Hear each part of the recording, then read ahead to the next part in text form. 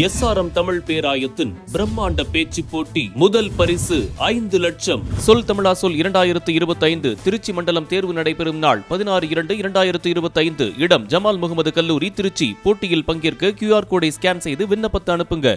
இந்தியர்களை நிலவிற்கு அனுப்பி தரையிறக்குவதற்கான ஆய்வுகளும் நடந்து வருவதாக முன்னாள் இஸ்ரோ விஞ்ஞானி இங்கர்சால் செல்லத்துறை தெரிவித்துள்ளார்.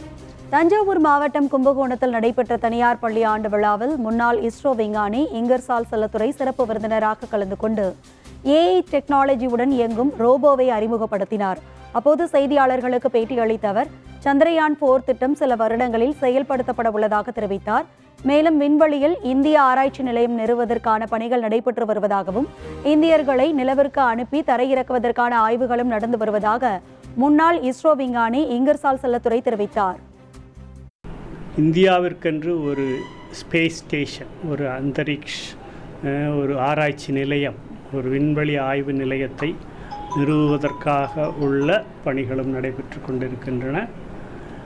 அதேபோல இன்னும் ஒரு 10 ஆண்டுகளில் நிலவிலே சென்று இந்தியர்கள் தரையிறங்கக்கூடிய ஒரு காலமும் கூட, அதற்குள்ள ஆய்வுகளும் கூட நடந்து கொண்டிருக்கிறது. அதற்குரிய அடிப்படை கட்ட வேலைகள் இப்பொழுது நடந்து கொண்டிருக்கின்றன.